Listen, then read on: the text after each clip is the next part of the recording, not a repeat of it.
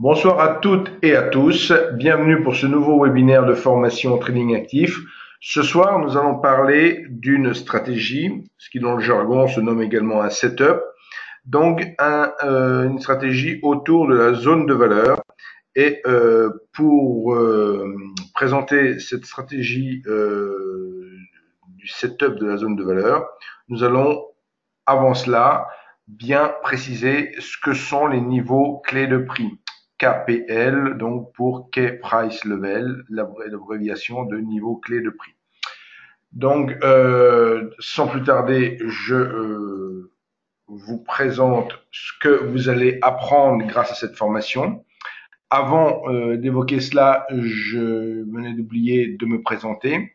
Donc, je suis Monsieur Weissrock, responsable ici à Paris de Self-Invest. Self-Invest étant un broker dont le siège est au Luxembourg et qui dispose donc de succursales en Belgique, en Allemagne, aux Pays-Bas et également en France, dont je suis le responsable. Donc vous avez la possibilité effectivement de me retrouver ici dans nos bureaux pour des formations. Nous animons notamment une après-midi de scalping live le 12 septembre prochain. Donc ça peut être très intéressant à y assister. C'est très interactif. C'est une après-midi de scalping live avec Eric Lefort, Pascal Hirtz et moi-même. Donc pour l'inscription à cet après-midi, il suffit, comme pour tous les webinaires, pour toutes les formations, de vous rendre sur le site Self-Invest et sur la partie droite du site, vous avez le détail des prochains événements. Revenons maintenant à l'objet de notre webinaire ce soir. Donc, qu'allez-vous apprendre, disais-je? Vous allez tout d'abord découvrir la théorie des enchères qui régit la distribution des prix. Puis, j'espère au moins débuter la compréhension du principe d'obtention de ces niveaux clés de prix. Et enfin, nous nous attarderons un petit peu sur un setup particulier, sachant qu'il y en a beaucoup d'autres également au travers de cette lecture temps prix. Donc, le programme détaillé maintenant, on va voir les généralités, une présentation des prix avec cette représentation relativement particulière, mais avec laquelle on se familiarise tout de même assez vite. Nous verrons comment utiliser ces niveaux pour trader, comment les installer au sein de notre plateforme. Également, on verra une application au trading pour les CFD et le Forex, parce que à l'origine, cette représentation travaillait exclusivement sur les futurs et nous verrons comment l'adapter au CFD et au Forex. Et pour aller plus loin, je vous inviterai notamment à ponctuellement venir sur le site Univers Bourse où j'anime une lecture temps prix quotidienne. Donc ça aide considérablement à se familiariser avec cette représentation des prix. Et enfin, nous terminerons notre webinaire, comme tous les webinaires, par une série de questions-réponses. Voilà. Donc tout d'abord, généralité sur cette représentation des prix. Alors la première chose qu'il convient de dire, c'est que habituellement, on entend fréquemment parler de haussier, de baissier. Donc grosso modo, on pourrait dire au sein des marchés, il y a deux groupes d'opérateurs, il y a les haussiers et les baissiers.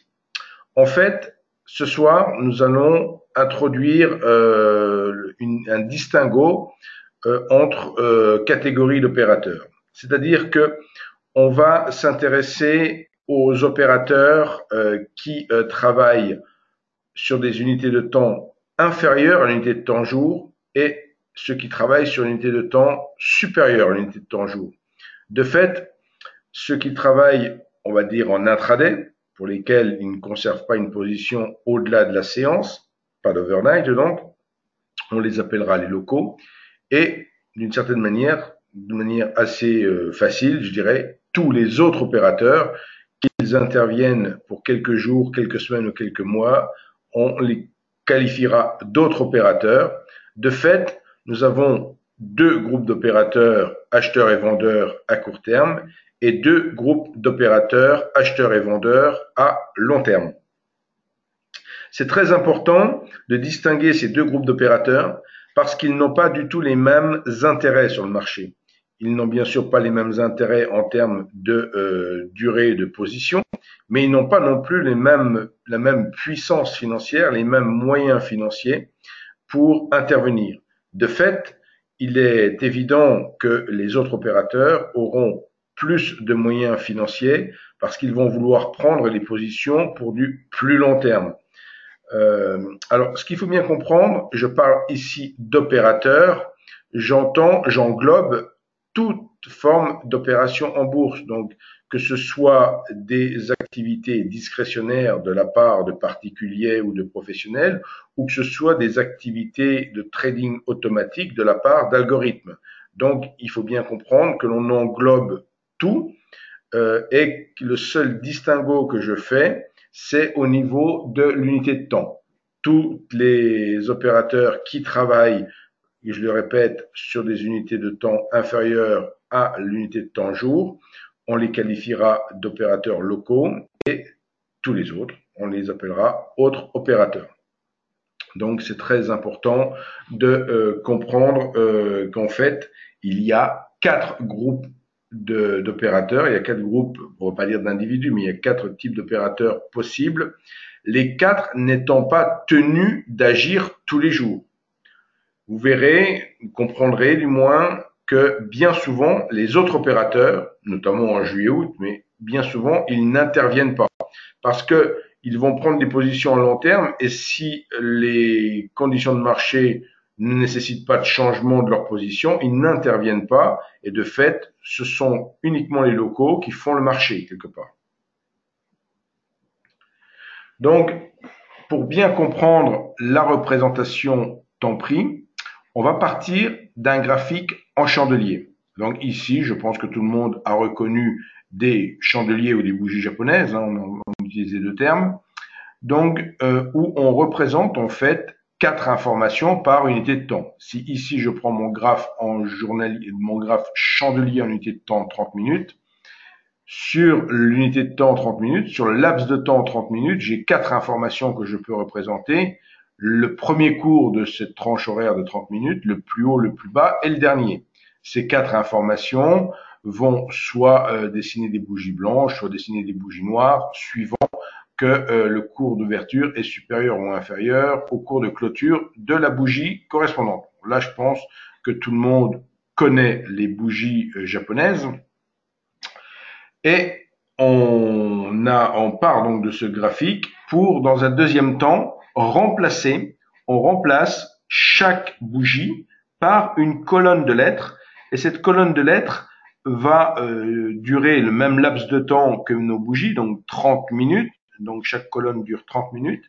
Et de manière verticale, donc chaque lettre a comme taille, comme hauteur, un tic. Donc, je dis bien un tic parce que suivant le sous-jacent sur lequel on travaille, on peut avoir une hauteur variable. Si je prends un DAX 30 à 25 euros le point, un futur DAX à 25 euros, le tic sera d'un demi-point. Si je prends le mini DAX, par exemple, qui est à 5 euros le point cette fois-ci, le tic sera de 1 point. Vous voyez, vous n'aurez pas forcément la même définition, mais d'une manière générale, on représente l'ensemble des prix qui auront été cotés. Alors, une lettre ne veut pas dire un échange. Une lettre veut dire qu'à cet endroit-là, il y a eu échange. Qu'il y ait un lot, 10 lots, 1000 lots ou plus, on ne représente pas le volume, on représente uniquement le prix et le fait que ce niveau de prix a été coté. De fait, si un niveau de prix n'est pas coté, il n'y aura pas de lettre. Là encore, la différence fondamentale entre un graphe en bougie et un graphe ici où on va représenter où on va donner cette représentation de temps prix. Une bougie, vous êtes bien d'accord avec moi, si je prends l'exemple de ma bougie, la quatrième bougie, par exemple de mon graphique à gauche, je vois que c'est une grande bougie blanche qui n'a pas d'ombre basse et d'une certaine manière, 3 cours suffisent pour la dessiner, 3 impressions de prix suffiraient pour la dessiner. Donc, s'il n'y avait aucun échange entre l'ouverture et la clôture de la bougie, on aurait la même bougie. Alors que dans le cas de mon graphique temps-prix, s'il n'y a pas d'échange, il n'y a pas d'impression de lettres. Et la version définitive du profil revient à faire une translation de droite vers la gauche de toutes ces lettres. Et on va en quelque sorte les empiler, un peu comme dans le jeu Tetris. On va empiler toutes nos lettres et de fait, on va avoir des endroits où on empilera plus de lettres qu'à d'autres endroits. Et l'endroit où on empilera le plus de lettres, qui sera le plus près du centre du profil, ce sera ce qu'on appellera le niveau d'équilibre, qui se représente ici par un triangle rouge, là où le triangle vert représente le cours d'ouverture et le triangle bleu représente le cours de clôture. Deux autres choses sont matérialisées. C'est un trait bleu vertical sur la gauche qui représente les échanges sur la première heure de cotation et le trait rouge sur la droite qui représente la zone de valeur dont nous allons parler ce soir. Zone de valeur qui est constituée par 70% des échanges centrés sur le niveau d'équilibre. Donc j'ai déjà tout énoncé un peu brutalement, on va dire, mais on va revoir tout ça en détail dans ce webinaire. Donc, dans la pratique, on a l'habitude de représenter le graphique des prix sur la partie supérieure et le graphique temps prix, le profil de la séance sur la partie inférieure.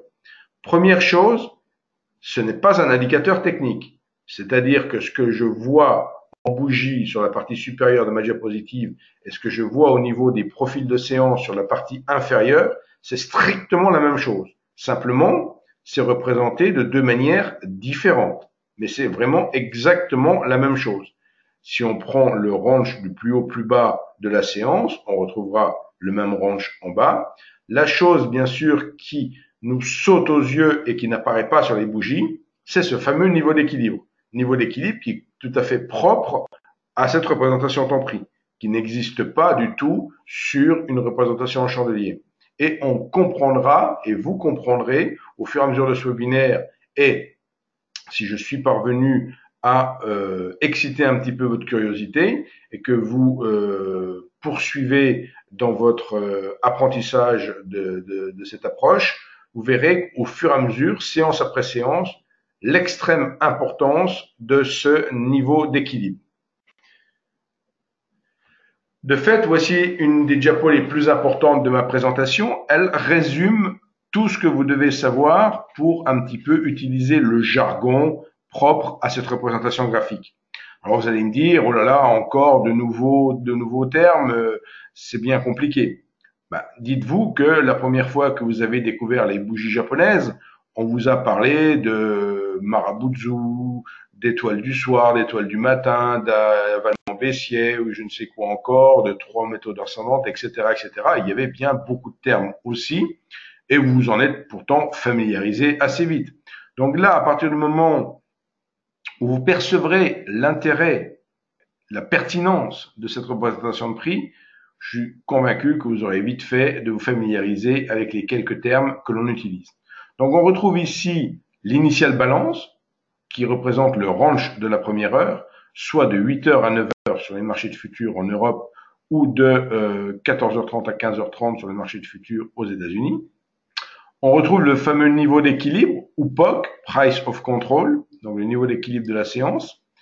On retrouve le cours d'ouverture et le cours de clôture. Bon, mais pour le coup, ça ne diffère pas d'une bougie journalière. Hein, c'est l'ouverture de la séance, la clôture de la séance. Et enfin, la zone de valeur qui représente le 70% des échanges centrés sur notre niveau d'équilibre. Alors là, vous remarquez au travers de ce profil de séance que vous retrouvez sur cette diapositive qu'on est proche d'une courbe de Gauss, d'une distribution de prix de loi normale. Donc, c'est en quelque sorte, sans que ce soit parfait, c'est ce que l'on va exploiter. Ce qui est important de noter, c'est qu'il y a différents types de séances. Ce serait trop facile de considérer qu'il n'y a qu'un seul type de séance, une seule façon de distribuer les prix et que c'est tous les jours la même chose. En fait, pas du tout. On peut assister, on a pu classifier en fait les types de journées possibles de 6 manières différentes. Donc, et vous retrouvez ici résumé les différents types de journées qui existent et qui vont se classifier, se différencier en fonction de la taille de l'initial balance, notamment, suivant qu'elle est plus ou moins large. On voit dans le cas numéro 1 que, par exemple, l'initial balance représente tout le range de la séance. En fait, si une initial balance, donc si le range de la première heure est relativement important, voire très important, la probabilité est forte que les prix ne quittent pas ce range de toute la séance. À l'inverse, quand le range est extrêmement petit, donc tout à fait à l'opposé, on comprend que les prix auront une grande facilité à quitter le range de la première heure et donc de donner naissance, cas numéro 4, à une journée directionnelle.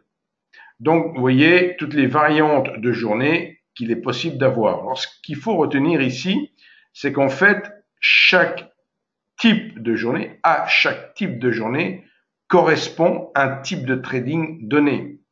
Là où dans une journée directionnelle, ce ne sera pas du tout aisé pour un scalper de travailler, dans une journée dite normale, le cas numéro 1, ce sera véritablement beaucoup plus facile pour un scalper d'intervenir notamment sur les niveaux clés de la séance. Voici un tableau que je donne pour information, que je ne vais pas commenter, mais qui, dans un deuxième temps, si vous voulez aller beaucoup plus loin dans cette approche, vous aurez tous les éléments ici, parce que vous réaliserez que, en fait, comme il y a 6 séances possibles, on ne sait pas à 8h00 à quel type de séance on va avoir affaire, mais au fur et à mesure de l'avancement de la distribution des prix, au fur et à mesure de l'avancement de la séance, on a une information plus ou moins rapide sur le type de séance auquel on va assister. Et en fait, on répond tout au long de la séance à une sorte d'arbre décisionnel. Quelle est la taille de l'IB, initial balance? Est-elle rompue? N'est-elle pas rompue? Assiste-t-on à un marché équilibré ou non? Est-ce que la dynamique des prix est forte durant l'initial balance ou non? Et vous voyez, vous avez toutes les possibilités et progressivement, vous arrivez à vous forger une conviction sur le type de journée auquel vous allez assister et ça vous évite de faire des grosses bêtises en termes de trading. Ça vous permet effectivement d'adapter votre trading à la journée. C'est un petit peu comme si vous étiez au volant de votre voiture et que progressivement vous roulez sur une route, puis sur un chemin, puis sur un circuit automobile. Donc vous allez pouvoir adapter votre vitesse et adapter votre comportement en fonction du terrain que vous allez traverser, sur lequel vous allez rouler. C'est exactement pareil sur les marchés. On ne sait pas dès 8 heures immédiatement quel type de journée on va avoir, mais on peut en avoir une idée, mais on demande à avoir des confirmations et on va donc suivre cet arbre décisionnel. Donc cette diapositive est fournie pour les personnes qui ont déjà quelques notions et qui veulent vraiment aller plus loin, ou pour vous, si dans un deuxième temps, vous voulez revenir et approfondir tout ça. Pour ce qui est des paramètres de cette lecture temps-prix, on a 5 à prendre en compte. Donc le premier, ça va être la taille des boîtes, la taille en hauteur. Donc je vous ai dit tout à l'heure, c'était un tick, c'est un tick qui est mis par défaut. Maintenant, rien ne nous empêche de mettre autre chose, mais habituellement, on utilise un tick. Pour ce qui est du deuxième paramètre, c'est le nombre de jours que va représenter un profil. Habituellement, là aussi, c'est 1.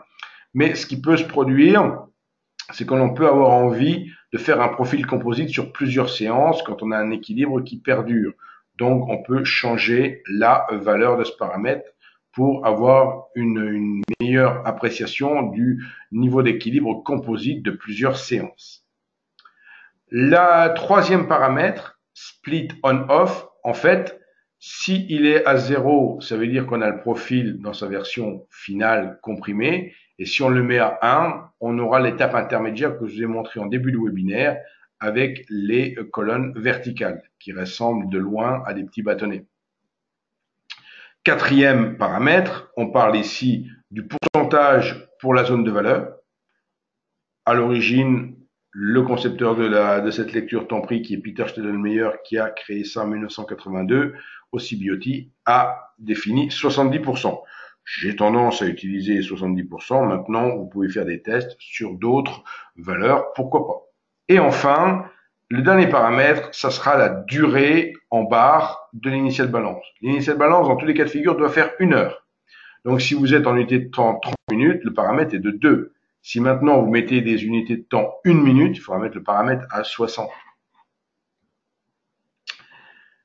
Utilisation des niveaux clés pour trader. Pour vous faciliter la vie chez Self-Invest, et parce qu'on sait que c'est pas forcément évident de se familiariser tout de suite avec une nouvelle représentation de prix, on a décidé de faire un lien entre les deux, c'est-à-dire de représenter sur les bougies les 3 niveaux clés issus de la représentation en temps pris. Donc, les extrémités de la zone de valeur avec des traits fins et le niveau d'équilibre avec un trait épais. Donc, vous retrouvez sur la plateforme directement le niveau d'équilibre de la veille pour la séance du jour. C'est-à-dire que aujourd'hui, nous sommes en train de définir 3 niveaux, le niveau d'équilibre et les extrémités de la zone de valeur pour la séance d'aujourd'hui. Ils seront à exploiter à partir de demain à 8 heures. De fait, aujourd'hui à 8 heures, on a exploité les 3 niveaux de la séance d'hier. Le setup de la zone de valeur. De quoi s'agit-il? D'une certaine manière, ce qu'il faut comprendre, c'est que cette zone de valeur matérialise, sur laquelle se centre le niveau d'équilibre, cette zone de valeur matérialise la zone de prix où il y a eu le plus d'échanges, à savoir 70%, où il y a eu le plus d'échanges de la séance. Ça constitue une sorte de consensus. Si le lendemain de cette séance, le lendemain d'une séance, si au début d'une séance de bourse, on remet en cause l'équilibre de la veille, sous-entendu, on ouvre soit au-dessus de la zone de valeur de la veille, soit en dessous de la zone de valeur de la veille, on remet complètement en cause tout le travail qu'ont fait les prix la veille, et là, on peut soit assister à une accélération haussière ou une accélération baissière suivant le cas, si les prix confirment effectivement ce changement de perception de la valeur initiale des 8 heures, ou alors, dans le cas du setup de la zone de valeur, et c'est là qu'il entre en ligne de compte, il y a effectivement ouverture. Bon, dans mon exemple, j'ai pris ici les séances très particulières des 17 et 18 juin 2015, parce que on a eu un setup de la zone de valeur à la baisse puis à la hausse qui se sont succédés. Alors que dans la pratique, on trouve dans le mois peu de cas où ça se produit. 2, 3, 4, parfois 5, mais sur une 20 ou 25 séances dans le mois. Donc, c'est pas tous les jours que ça se produit. Vous avez vu que la condition sine qua non pour prendre en compte, pour envisager ce setup, il faut que l'ouverture intervienne hors de la zone de valeur de la veille. Donc, bien sûr, c'est pas tous les jours que ça se produit. Et ensuite, il faut que, une fois que cette ouverture soit intervenue hors de la zone de valeur, il faut qu'il y ait une volonté des prix de réintégrer la zone de valeur.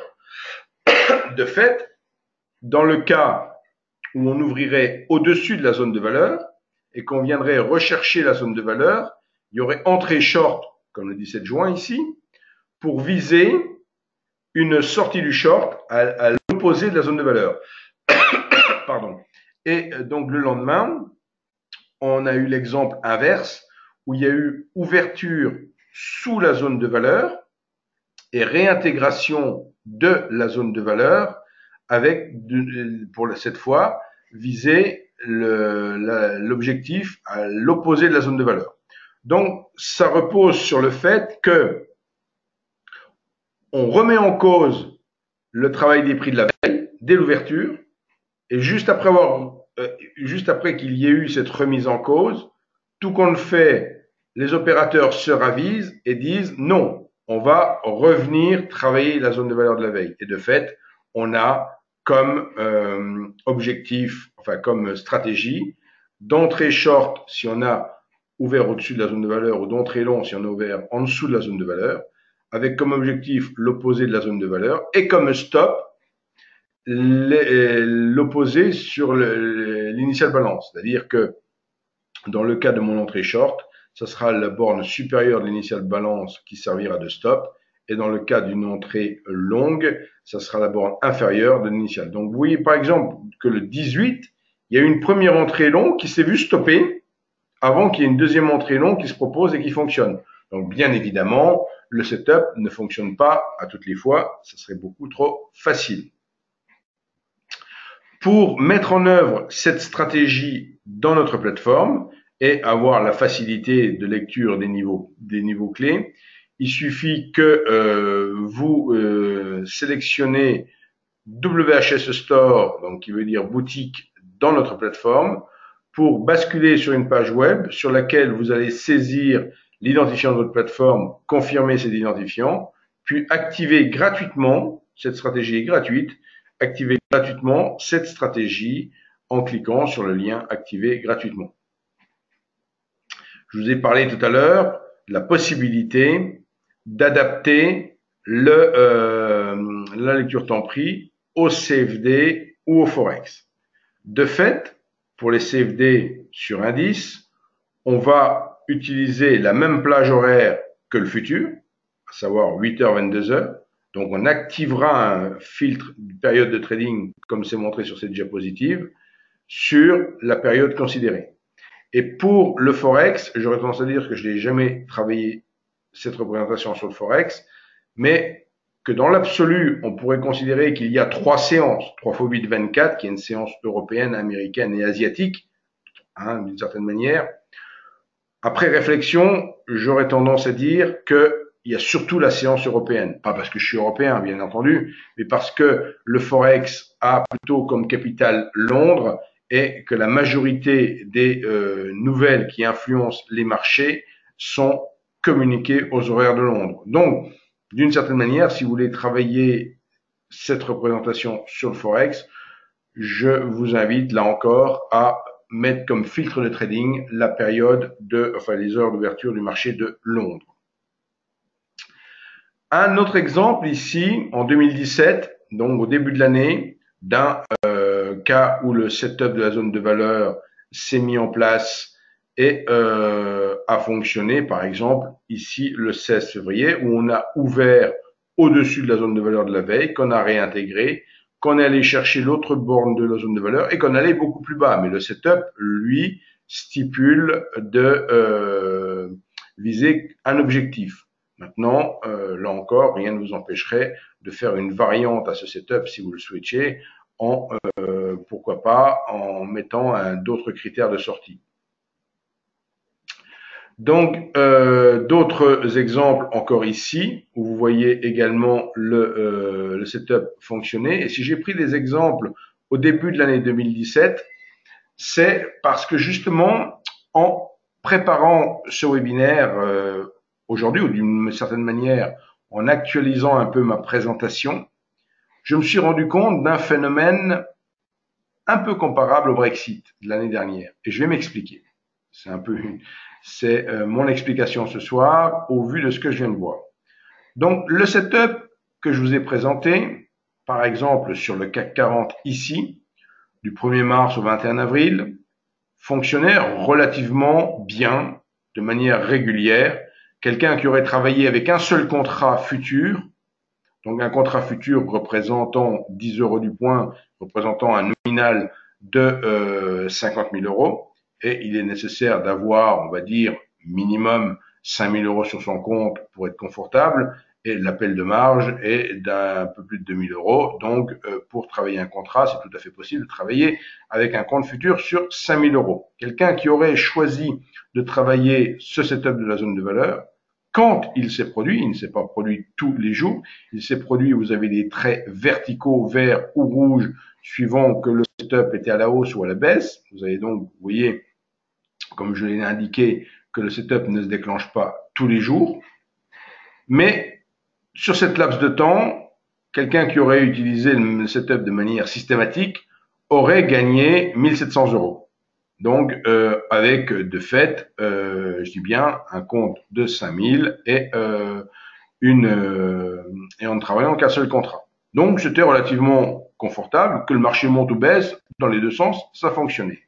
Puis, forcément, je me suis regardé ce qui s'est passé après ce 21 avril, et ça s'est relativement moins bien passé. Et je me suis dit, mais qu'est-ce qui s'est encore passé sur cette affaire-là? Et en fait, j'ai fait le lien avec ce que j'ai déjà dit dans des précédents webinaires sur l'année 2016, où il y a eu deux événements majeurs qui se sont produits, à savoir le Brexit le 23 juin 2016 et l'élection américaine en novembre 2016, et où on avait remarqué que bon nombre de nos stratégies s'étaient déréglées juste après le Brexit et juste après, à nouveau, l'élection de novembre. Donc, qu'est-ce qui s'est passé le 21 avril en France? Vous vous en souvenez peut-être, c'était le résultat de l'élection du premier tour de la présidentielle, avec quelque part une surprise de par le fait que c'était le président actuel qui était arrivé en tête du premier tour, et avec une extrapolation assez rapide sur le fait qu'il avait toutes les chances de gagner le second tour par le vote de rejet qu'il pouvait y avoir du candidat extrême en face. De fait, il y a eu un gros gap haussier qui s'est maintenu très longtemps et qu'on vient juste ces derniers jours de combler. Mais d'une certaine manière, ça a provoqué manifestement une sorte d'électrochoc sur les marchés et ça a modifié le fonctionnement intrinsèque du marché manifestement.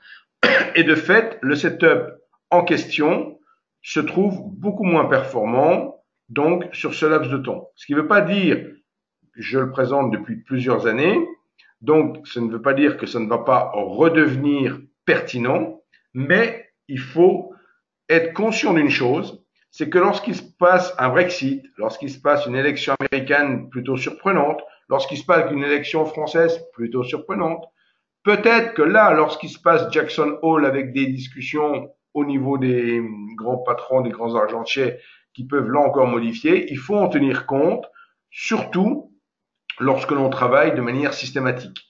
Donc, lorsque l'on fait tourner des systèmes de manière automatique, si un événement extérieur se produit et il n'était pas franchement attendu, il faut quand même se mettre en alerte et se dire mon système pourrait se dérégler.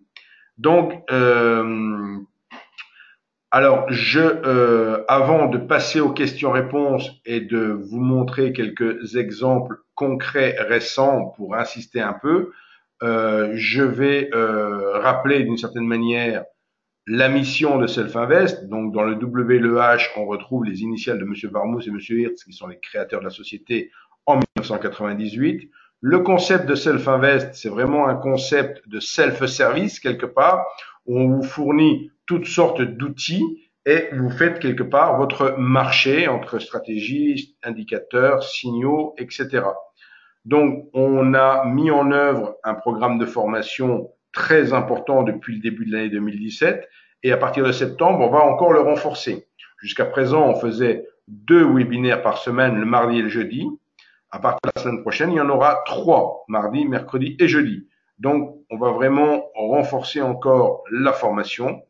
Et le troisième webinaire sera diffusé par un canal sur YouTube au travers de notre partenaire Vidéobourse. Donc, vous aurez vraiment beaucoup de formations et d'une certaine manière, le fait d'avoir été sélectionné par Investissement Trend, donc qui est un institut qui fait des sondages auprès de tous les brokers, numéro 1 pour l'éducation, on a toutes les chances de, je pense, confirmer notre position de leader dans ce domaine-là. Donc, Self-Invest est régulièrement récompensé pour ses services et évidemment, vous bénéficiez en devenant client de Self-Invest de cette ancienneté quelque part. Créé en 1998, on arrive à 2018, bientôt 20 ans où Self-Invest vous propose ses services. Pour ma part, vous pouvez me retrouver à Paris, directement ici rue de Berry. Vous pouvez me contacter sur mon numéro de téléphone portable professionnel, me retrouver ponctuellement sur le site Univers Bourse ou bien sûr m'écrire à l'adresse mail qui figure sur cette diapositive. Notez également que l'ensemble de cette présentation va être converti en fichier PDF et va vous être adressé par mail. De fait, vous pourrez retravailler ce webinaire après même l'avoir retrouvé demain sur notre chaîne YouTube. Donc voilà pour la partie enregistrée que je vais maintenant interrompre ici et laisser la place aux questions-réponses.